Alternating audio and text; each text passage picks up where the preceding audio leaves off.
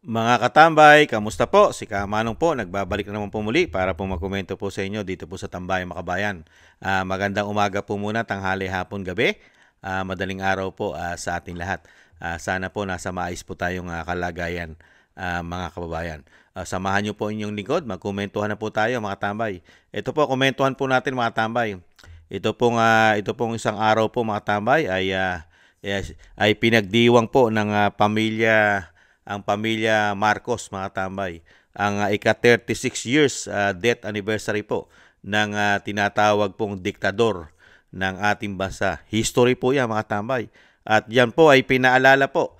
At meron pong sinabi ang isang historian na si Xiao Chua na wag daw po sanang kalimutan ang panahon at sinasabi nga ang diktadura o ang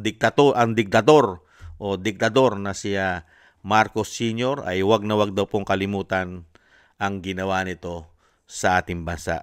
At siyempre panoorin din po natin ang si BBM mga tambay sa kanya pong mass. Siya po ay nagpasalamat po at siya po ay na makikita po sa simbahan mga tambay ang Pangulo. Pero unahin po muna natin itong si historian na si Xiao Chua about po dito sa pagiging diktador na wag daw po sanang kalimutan ang mga ginawa nito sa ating bansa, mga kababayan. Pakinggan po natin ang balita. Sa ika-36 death anniversary ni Ferdinand Marcos Sr., paalala ng historian na si Xiao Chua, huwag kalimutan ang utang, korupsyon at paglabag sa karapatang pantao sa diktadura. Narito ang Agenda Weekend Report ni Elijah Bonzo. Ferdinand Marcos Sr. should never be forgotten, should always be commemorated and studied for the mere fact that he is the single personality that dominated the lives of Filipinos for the past 50 years. Sa ika-36 na death anniversary ng diktador na si Ferdinand Marcos Sr., ani ng istorya na si Xiao Chua, dapat alalahanin ang mga pagkakamaling naiwan ng administrasyon ng dating presidente. Nang mapatalsik sa pwesto ang diktador noong 1986, ayon sa PCGG, nakakubra ng humigit kumulang $5 to $10 billion of ill-gotten wealth ang pamilyang Marcos. Nag-iwan din siya ng $18 to $25.45 billion na utang ng Pilipinas na hanggang ngayon ay binabayaran pa rin ng mga Pilipino. Sa kabila nito, bukod sa mga paglabag sa karapatang pantao noong Marcos dictatorship, isa sa mga ibinabalandra nito ay ang mga napatayo niyang infrastruktura na naging paraan umano para makakulimbat ang pamilya ng limpak-limpak na ari-arian. Ani Chua, isa sa mga legasiyang naiwan ng dating Pangulo ay ang kawalan ng paniningil sa mga pandarambong o korupsyon sa pamilyang Marcos. Technically, dahil namatay si President Marcos sa Hawaii, di ba, ngayong ang araw na to, noong 1989, hindi nagkaroon ng criminal liabilities. Hindi nagkaroon ng pananagot. Kaya ang lakas ng loob, lalo ng mga kawatan ngayon sa pamahalaan at yung mga contractor na yan, na magnakaw sa pamahalaan. So, nahirapan yung mga sumunod na admin na ma-solve yung mga problem na ito, yung mga utang natin noon na matagal na hindi nabayaran.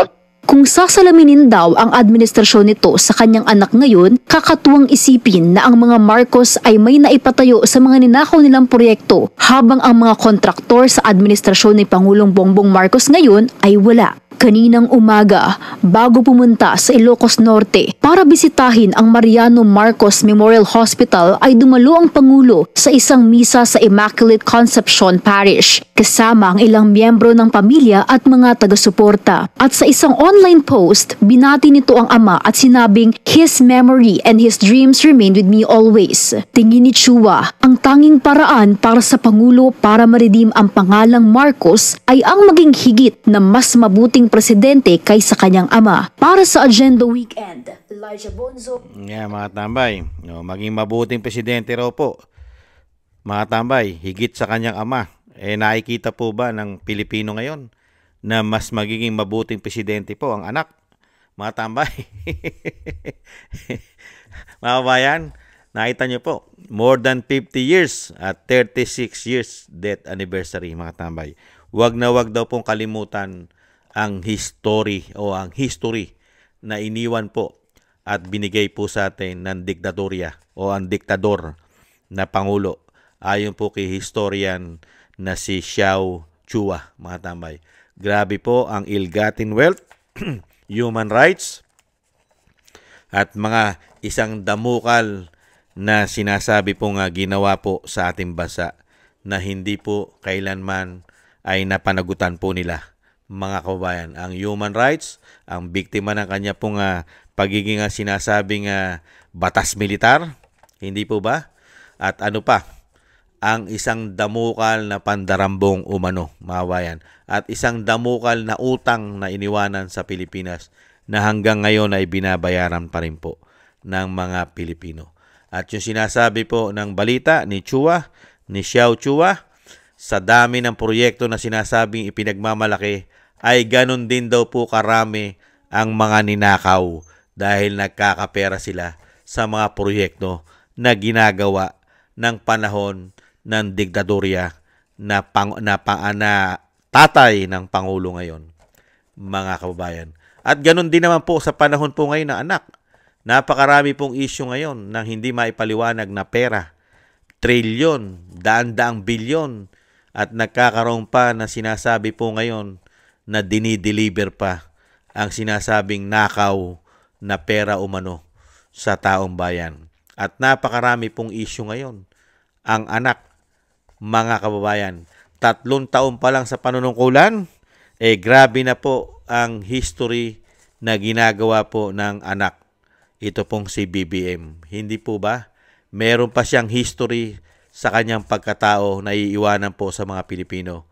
Ang isa pong history ng pulburon at ng coke, mga kababayan. At syempre po, history na rin po yung pagiging hudas daw po at taksil sa bayan, lalo-lalo sa ginawa sa dating Pangulo ng bansa.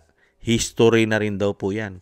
At syempre, yung kaperahan po natin, yung ginawa po nila na mahigit 3 taon sa pondo ng bansa, sa pondo ng bayan, pera ng taxpayer, mga kababayan, ay nakikita na po ang history na binubuo ng anak ng diktador, mga kababayan. Napakaraming history binubuo, lalo-lalo po sa korupsyon. Hindi po ba? Korupsyon sa ama ay napupunta po sa anak ngayon dahil puro korupsyon po ang pinag-uusapan. Ang napakasakit lang po ngayon, nung panahon po ng diktadura, ng panahon po ng kanya ama, ay halos sila lang po ang mga nagnanakaw umano sa kabam, pera o ng bayan. Samantala ngayon, halos lahat po ng politiko po ngayon, mga kababayan, ay mga magnanakaw umano. At nakita naman po natin, mga kababayan, kung ano po ang binibigay na trabaho sa atin ng pamilyang ito. Hindi po ba? Lalong-lalo po nung sila po yung makabalik sa kapangyarihan. At hindi po ba tayo nagtataka, mga kababayan? Wala po. Wala na po yung mga sinasabing mga makabayan na talaga pong ipinaglalaban po nila na mahigit 50 years ang ginawa po ng diktador. Wala na po ngayon.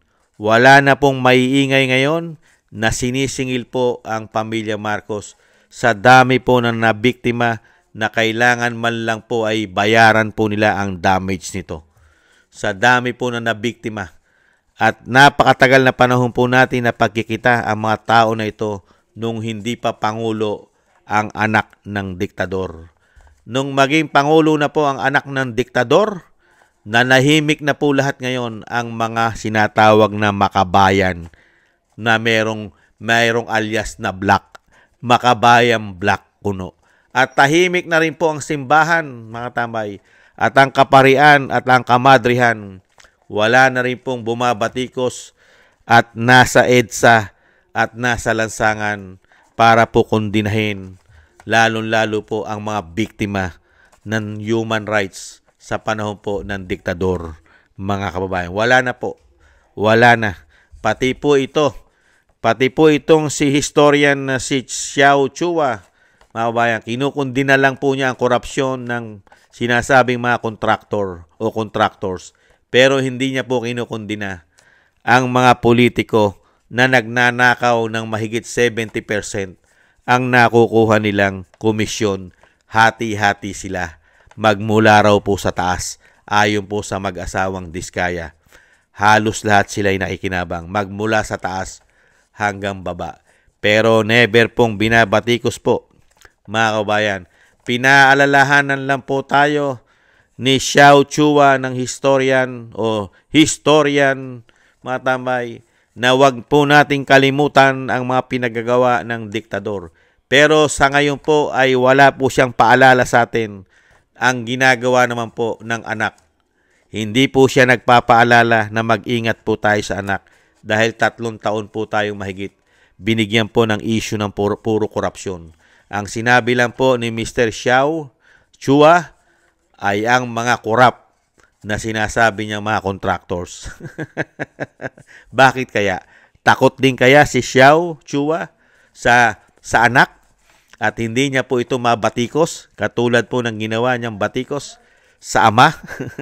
Nagtatanong lang po, mga kababayan.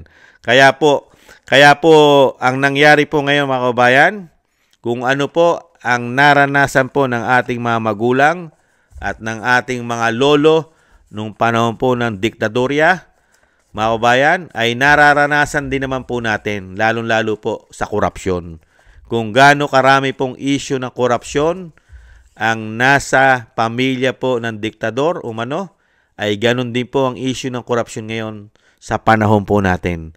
Bilyon, trilyon ang issue ng korupsyon. Wala po halos pinag-iba yata. Korupsyon sa tatay, korupsyon pa rin sa anak, mga kabayan. Kaya nga po sinasabing like father, like son. Hindi kaya, mga kababayan. At mas grabe rin naman ang ginawa na anak. Dahil yung anak ay nagpatapon po ng dating Pangulo, mga kababayan. Hindi po ba? Nagpatapon din naman yung tatay, mga kababayan. Kaya lang nakabalik. Hindi naman pala pinatapon. Kasi yung history po kasi, di po ba, tumakas. Tumakas po yung panahon po ng yung tatay ni Pinoy, di ba? Yung si Benigno Aquino. Tumakas po yon at nakarating na Estados Unidos kasama po yung Lopez, yung matandang Lopez, hindi ba? Na mga tatay po ng mga Lopez ngayon. Yun po ang mga kasama na tumakas o pinatakas. Hindi naman po pinatapon. Pinatakas o tumakas. Hindi po ba si Benigno Aquino Sr.? Di po ba? Pero sa panahon naman po ng anak, hindi naman po pinatakas, hindi naman po tumakas. Kinidnap. Kidnapping naman po ang lumalabas na findings at pinatapon po na walang due process. Kanya-kanyang history po yan eh. Yan po ang history na sinasabi po na wag nating kalimutan ang diktadorya o ang diktador na naging pangulo sa ating bansa, mga kababayan. Wag daw po nating kalimutan ang history nito na ginawa sa ating bansa. Isang damukal na parusa at pahirap lalo-lalo po sa pera at siyempre sa mga biktima po ng sinasabi pong yung kanila pong madugo na batas militar, mga kababayan. Di ba? Martial law. Yan po ang history. Martial law, mga kababayan. At yan po. At tayo po, ang bantayan po natin yung kasalukuyan. Ang kailangan pong bantayan, yung kasalukuyan, yung ngayon. Yung panahon po ngayon. Anong klase po? Masihigitan pa ba ng anak ang ginawa ng ama? Dahil nahandyan na po sa napakaraming paglabag umano sa proseso ng batas. At isang damukal na issue ng korupsyon. Ano pa kaya ang susunod na history na gagawin ng anak? Meron na po siyang history ng pulburon at coke. At may history na rin po siya ng pagpapatapo ng Pangulo. At may history ng korupsyon. At napakaraming history pagdating po sa batas at proseso ng batas, mga kababayan. Ano pa kaya ay idadagdag na history ng anak? Yung martial law? Yung martial law kaya?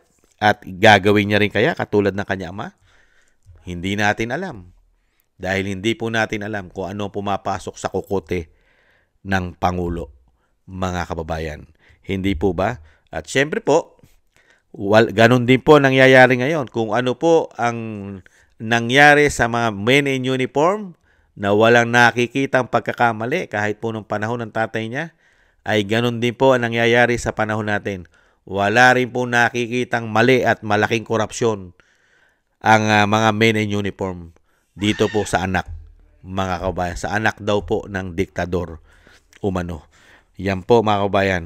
Wag na wag po natin kalimutan. Maraming salamat po mga tambay sa nagusto po ng ating Tambayang Makabayan sa YouTube at TikTok. At sa mga subscribers po natin, thank you po. Mabuhay po kayo. At sa patuloy po nagsusubscribe, maraming salamat po. At sa mga nagbibigay po ng tulong at biyaya, maraming salamat din po sa inyo. Shoutout po sa inyo lahat.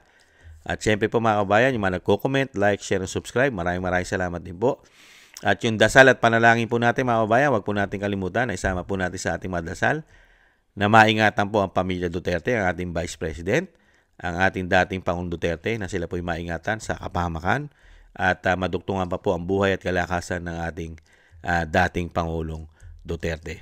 Maraming salamat po sa mga dasal, mga kababayan. At ganun din po mga kababayan, tayo po ay magdasal at manalangin na tayo po ay maingatan at ang ating buong sambayanan. Thank you po mga tambay. Ingat-ingat po tayo. Huwag po tayo makakalimot sa history na binibigay po ng pamilya ng Marcos Romualdez Araneta, mga kababayan. Ingat-ingat po. Paalam. Bye-bye.